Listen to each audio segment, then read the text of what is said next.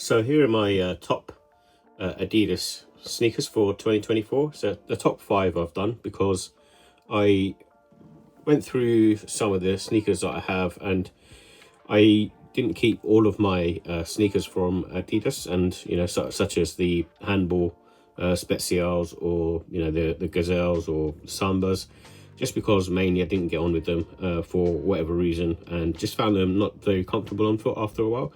And so the sneakers that I've ended up with probably are more of the hype stuff really, and I'll probably explain the reasons for that.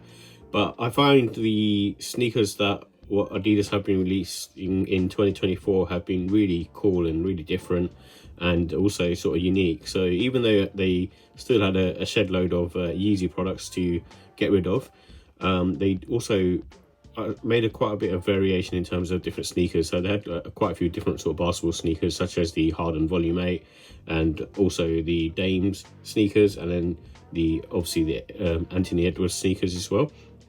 And then also having sort of collaborations with like Sporty and Rich and Wells Bonner, and it seemed to be like one of those things where they did have a lot of collabs, and also Clot joined them sort of near enough sort of midway through the year, and they had a bunch of different sneakers that came out as well. So I won't keep it too long. So the first one up is the Adidas AE1. This is a sneaker that I kept. The highs I didn't keep because mainly I didn't get on with the comfort, which I have explained before, but it was mainly sort of the pressure on the upper here, just feeling it quite a lot. And also I don't like the ankle collar area of having that sort of tight containment fit, because I don't play basketball in them. But these are actually really good for wintertime as a casual sneaker. They feel a lot firmer than I thought they would, if I'm honest, because of the fact that it's supposed to have sort of boost in there, or light boost, and in terms of the comfort level. So I thought, initially they felt fine, but they end up sort of feeling quite sort of firm on foot. And what I will say, the grip is really good. So I've been using them obviously like in the winter time, and you can sort of see that they have got wear on them. So I have been wearing them, and for the price that you're paying at £90, which is about $100 for the lows, I feel they're very good value. And then this particular one, I think, is for me is the best sort of neutral colorway for wearing for lifestyle. Some of the other colorways are a bit too loud and a bit too out there in terms of being that sort of pearlescent color or what have you.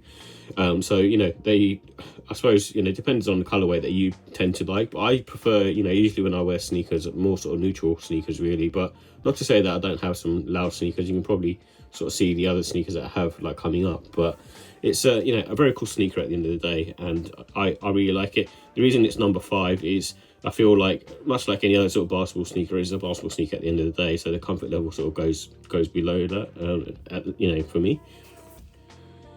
And then also the next sneaker on the list is the Adistar Cushion 3, and this is the Sporty and Rich collab. So it came out in time for the Olympics, and these are, I suppose, similar in terms of comfort to a 1906R, 2002R from New Balance, or going towards, say, the GT 2160. So it's slightly more on the firmer side.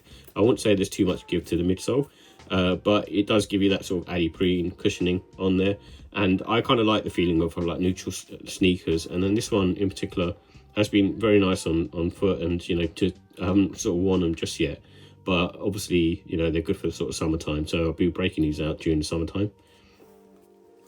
And then the next one up on the list is the Gazelle Halo Ivory by Clot. And this is a sneaker that I suppose I wasn't interested in at the beginning, and the other colorway that the Bluebird version as well.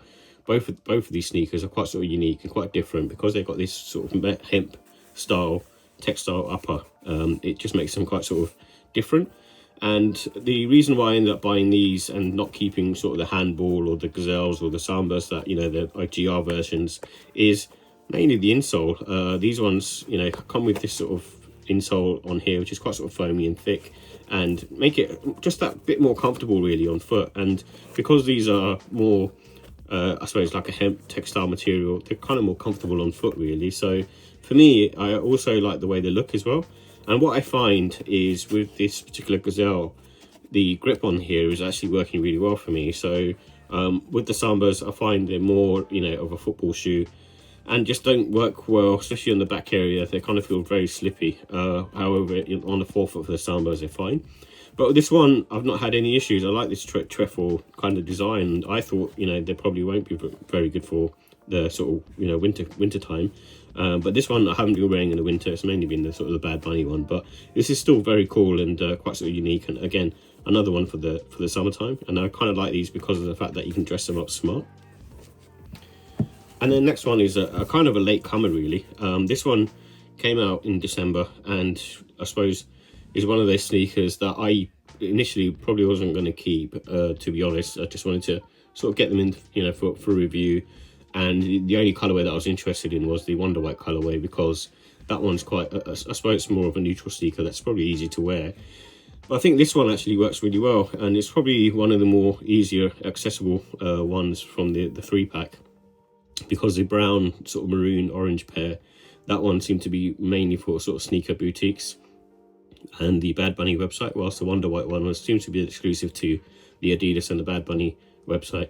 But with this one, I think, the colorway works. It's very summery, very, sort of loud, and it does have that Y2K sneaker vibe and going on the bottom half, which is the Adi Zero, Adios OG. And then the upper is a mashup of the SL72, which is a popular sneaker at the moment as well. So they're kind of being clever with this one, I feel like. It's a mashup of two different trending sneakers. So you've got the Y2K underneath, and then the low profile silhouette that's in at the moment in terms of sort of fashion for, the younger crowd really, and also maybe more of the females. So I actually really like the way this looks on feet. It's a bit strange, it's a bit crazy, but I think wearing them in the summertime, being so lightweight as well, I think it's a good buy in my opinion. The price on these are a little bit high. I feel like because they sat around, they might end up dropping below retail, so you might want to wait maybe and try to pick them up. But it was one of these sneakers that some sizes sold out and some sizes didn't, so it just depends on what size you're after. And then finally, the sneaker that I think is number one is the Adidas Bonito. This is another Bad Bunny collaboration, and it's on the campus. And why I like this particular sneaker is just because of the way it looks. It's very neutral. Like I said earlier, I do like neutral sneakers, but also because it's done something different. Again, similar to the SL72 version of the sneaker, it's taken a classic Adidas silhouette and then kind of amplified it a bit more, and what I really like about this is the leather quality on here is really nice, and feels quite sort of thick. The cut is quite sort of thick, and I've worn these a whole bunch of times, and it's one of those sneakers that I kind of gravitate towards when I'm kind of feeling, what Adidas sneaker to wear.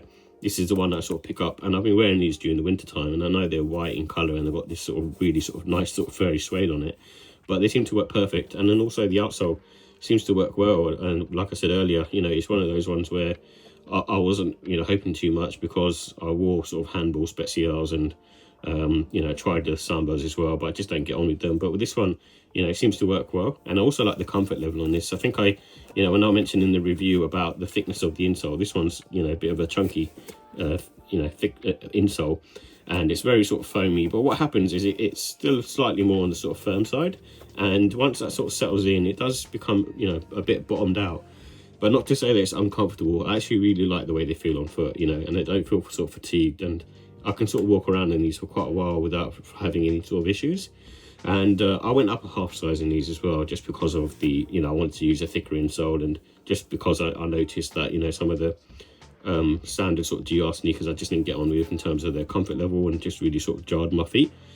Two things that I didn't particularly like with this sneaker, I suppose, is the double tongue. I had to take that out because it just felt too stiff. I don't know, it's just material in particular. It's not so bad on the forums, the Bad Bunny forums, which I also have, which I really love. But with this one, I felt like, it's quite sort of plasticky, so I took it off. And then secondly, obviously, the size tag on the back, it just feels a bit weird.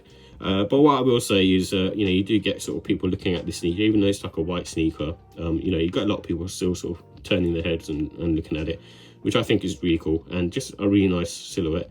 I would love to have the San Juan pair, the blue pair, just too expensive, and same for the brown pair that came out with the Messi collab. Both of those are really nice, and I think Bad Bunny is a really sort of underrated collaborator at the moment. and I think, you know, it's just one to watch really. I just think, you know, his catalogue of trainers has been really good. And but all in all, yeah, that's my number one.